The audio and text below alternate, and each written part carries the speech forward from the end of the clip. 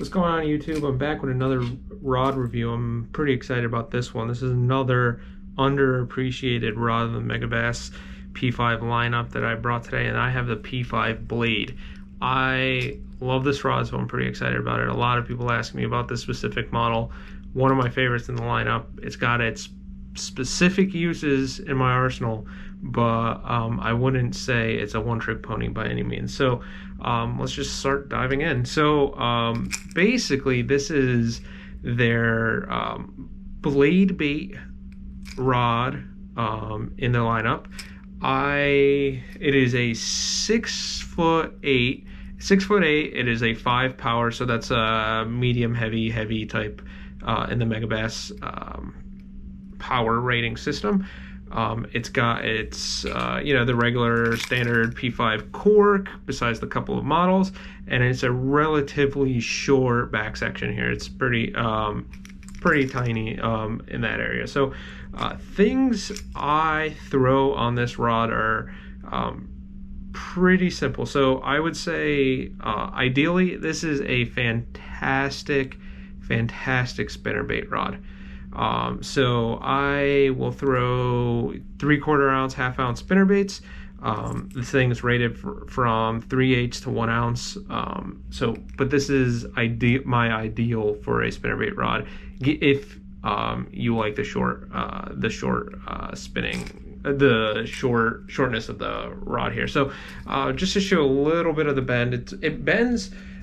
This is a I believe it's a regular to fast action, like a moderate fast. So it definitely is true to its rating. It bends pretty good through the midsection, definitely stiffens up about halfway through, and you get some backbone here. So it's definitely got some sponge to the top, but it's not overly spongy. It's an all-around fantastic action for it. So a lot of people ask me specifically, how's this compared to another rod in the lineup, Mad Bull, which is a regular taper. Mad Bull is a little bit longer, but it definitely bends way more through the midsection and definitely slower action on the front. So it is a noticeable action difference in between the two. What I use for each one. So the Mad Bull, I am fine throwing a spinnerbait on it as well. Bigger spinnerbait, but the thing I do end up using the Mad Bull for more is chatterbaits. The blade handles chatterbaits just fine, also excellently, but I prefer the chatterbaits a little bit on the Mad Bull, given the a little bit of flex there. It takes up some of the shock from the bite, where sort of the spinnerbaits here have sort of their own flex in them to absorb some of the hit there. So that being said, there's not many rods I would say that can play chatterbait and spinnerbait double usage, and this is one of them. I prefer it for spinnerbaits, but this is fantastic for chatterbaits. Like, I'm never throwing a chatterbait on this thing and feeling uncomfortable or like it's wrong or I'm missing more fish. It's enough sponge through that midsection, and it flexes almost all the way through the blank. It's just a little bit faster of a taper.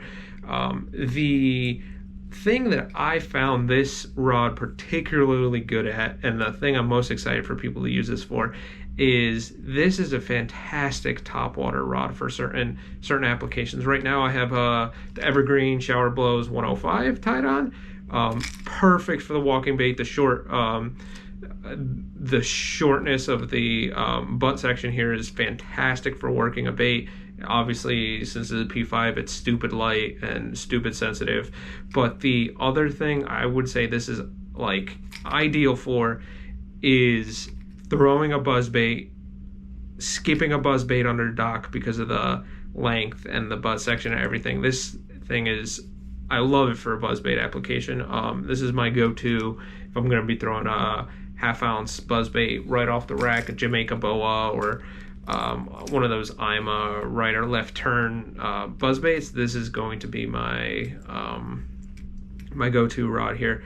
So other things I do like about this particular model is that 6'8" length. There's not many rods out there that have this sort of length and action.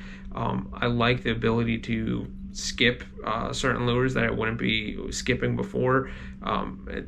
It has enough sensitivity to do, because of the taper, the bottom contact, light Texas rigging, jigs, that sort of stuff. If that's what you're into, I personally will find a different rod for it, but it can do it.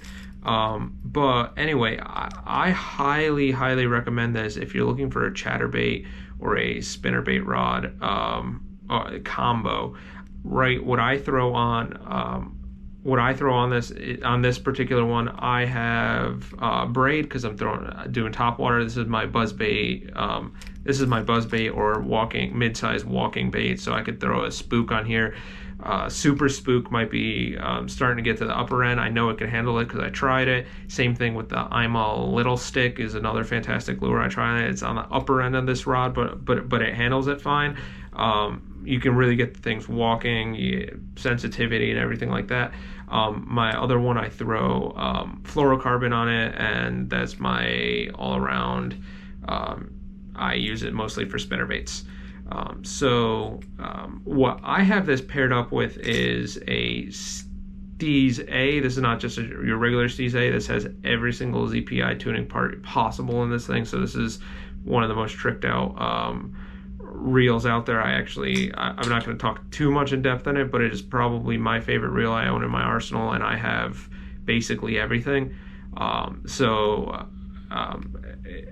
It's pretty special, and the fact that I chose this reel to put on here means this is a special rod that I use a ton of. So just to show you the balance with the Steez A, it's just not much else to say.